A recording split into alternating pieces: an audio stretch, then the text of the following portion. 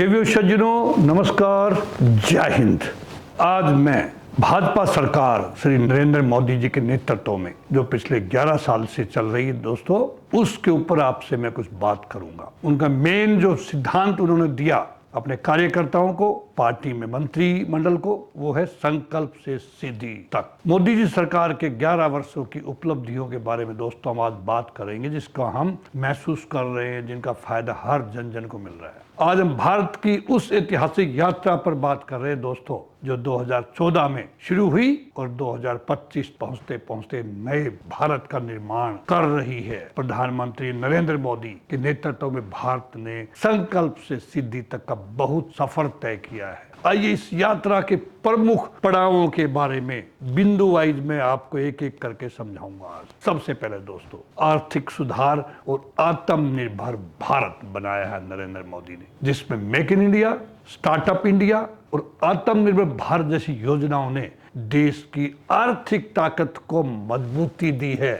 GST लागू कर दिया, ये प्रणाली सरल व पारदर्शी बनाई गई ताकि सभी टैक्सों को मिला करके एक जगह रखा जाए। मुद्रा योजना से करोड़ों छोटे छोटे व्यापारियों को बिना गारंटी के ऋण मिले और स्वरोजगार को, सेल्फ एम्प्लॉयमेंट को बढ़ावा मिले। दूसरा, गरीबी उन्मूलन और सामाजिक कल्याण। दोस्तों आपने देखा होगा, उज्ज्वला योजना ने करोड़ों महिलाओं को गैस कनेक्शन उपलब्ध करवाए। आयुष्मान भारत ने 50 करोड़ लोगों को मुफ्त स्वास्थ्य बीमा दिया। 80 करोड़ लोगों को कोविड से शुरू किया था मुफ्त राशन देना, बिकॉज कोविड में लोग बेरोजगार हो गए थे। वो आज तक स्कीम चल रही है दोस्तों। प्रधानमंत्री आवास योजना से लाखों लोगों को पक्के घर मिले हैं और हर घर जल योजना से शुद्ध पानी घर घर पहुंचा दिया। तीसरा दोस्तों मैं बात करूंगा कृषि और ग्रामीण विकास की, उसमें क्या क्या प्रयास किए हैं। प्रधानमंत्री किसान सम्मान निधि के माध्यम से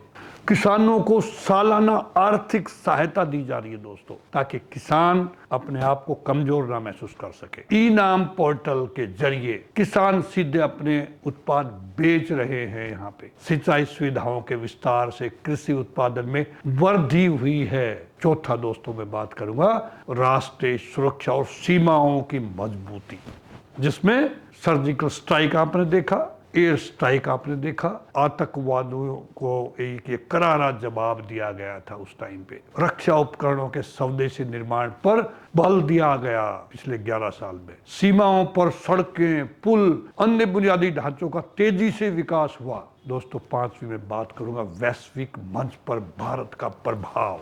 आज भारत को सब ऊंची नजर से देखते हैं। भारत ने G20 की अध्यक्षता करते हुए वैश्विक कूटनीति में नेतृत्व की भूमिका निभाई। अंतर्राष्ट्रीय मंचों पर भारत की जो आज आवाज है वो पहले से कहीं ज्यादा मजबूत हो चुकी है। दोस्तों योग, आयुर्वेद और संस्कृति को वैश्विक पहचान मिली। योग दिवस मनाए जाते पूरी दुनिया में। छठा मैं बात करूंगा डिजिटल भारत और तकनीकी क्रांति की, जिसने भूचाल ला दिया हमारे जीवन में। डिजिटल लेन देन से भारत आज विश्व का अग्रणी देश बन चुका है दोस्तों। जनधन खाते, आधार और यूपीआई ने करोड़ों भारतीयों को डिजिटल ताकत दी है दोस्तों। 5G नेटवर्क की शुरुआत और ई गवर्नेंस ने नागरिकों के जीवन को सरल बनाया है।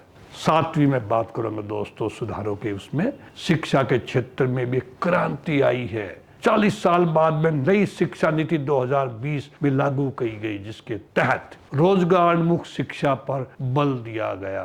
दोस्तों अनुसंधान, इनोवेशंस, कौशल विकास को प्राथमिकता दी गई। नरेंद्र मोदी जी ने दी और उनके सरकार ने उसको लागू किया।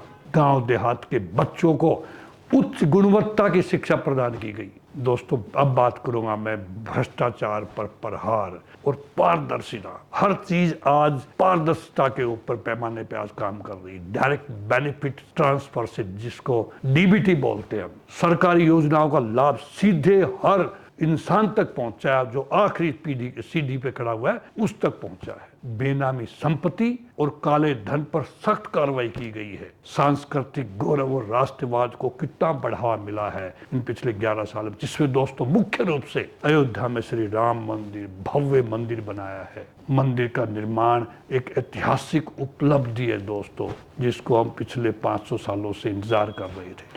काशी विश्वनाथ कॉरिडोर और केदारनाथ पुनर्निर्माण से सनातन संस्कृति को गौरव मिला है। दोस्तों, मैं उसके बाद में बात करूंगा पर्यावरण की, जो हमें सबको प्रभावित करता है, और स्वच्छता की। स्वच्छ भारत ने देश को खुले में शौच से मुक्त कर दिया। गंगा स्वच्छता अभियान, और मैं बात करूं नवीकरणीय ऊर्जा, रिन्यूएबल एनर्जी को बढ़ावा देकर पर्यावरण संरक्षण को मजबूत कर दिया। दोस्तों, उनको एक बहुत मजबूत इसके लिए मंत्री मिला हुआ है, भूपेंद्र यादव, जिन्होंने अंतर्राष्ट्रीय लेवल पे जा करके का जीरो कार्बन के ऊपर बहुत पहचान बढ़ाई हिंदुस्तान की। दोस्तों, अब मैं बात करूंगा कोविड-19, जो हमारी उम्र में पहले बार इस सेंचुरी का सबसे भयानक बीमारी जो थी, उसका प्रबंधन कैसे किया मोदी सरकार ने। कोविड महामारी के दौरान भारत ने दोस्तों दुनिया के सबसे बड़ा वैक्सीनेशन अभियान चलाया, जो बहुत सफलतापूर्वक चलाया गया और हमें कामयाबी मिली। हमने दूसरे देशों के लोगों की,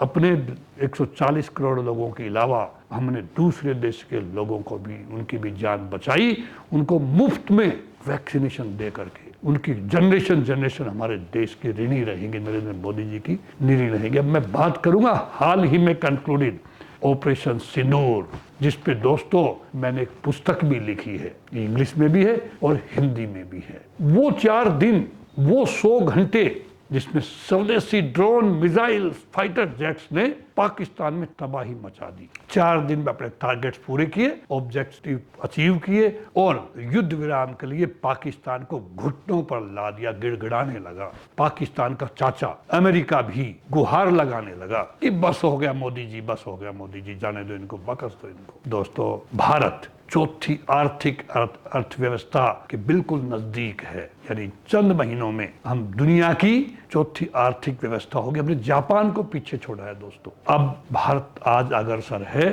5 ट्रिलियन इकोनॉमी की तरफ। दोस्तों, जो मुश्किल नहीं है, 2027 तक हमारा टारगेट है कि हिंदुस्तान 5 ट्रिलियन इकोनॉमी होगा। ये मोदी जी ने संकल्प ले रखा। दोस्तों, 2047 तक विकसित भारत का संकल्प इस सरकार ने ले रखा नरेंद्र मोदी जी के नेतृत्व में। और दोस्तों, उसके ऊपर काम हो रहा, दिखाई दे रहा है। हर हिंदुस्तानी महसूस करने लग गया है कि ये संभव है भारत के लिए। अभी दुनिया लोहा मानने लग गई है भारत के उत्पादों का, भारत की सैन्य ताकत का, भारत की आर्थिक की उन्नति का। बाहर के देश सभी लोहा मानने लग गए हैं कि कैसे भारत 12वें पायदान से 4थे पायदान पे आर्थिकी की बात करें तो कैसे पहुंचा है। ये एक प्रभावी नेतृत्व ही कर सकता है जो नरेंद्र मोदी जी के रूप में इस देश को मिला। दोस्तों, नरेंद्र मोदी जी ने जो एक सिद्धांत दिया, दोस्तों, भारत ने संकल्प से सिद्धि तक का मार्ग तय किया है। दोस्तों, 11 साल में जो प्रोजेक्ट शुरू करते हैं नरेंद्र मोदी जिसका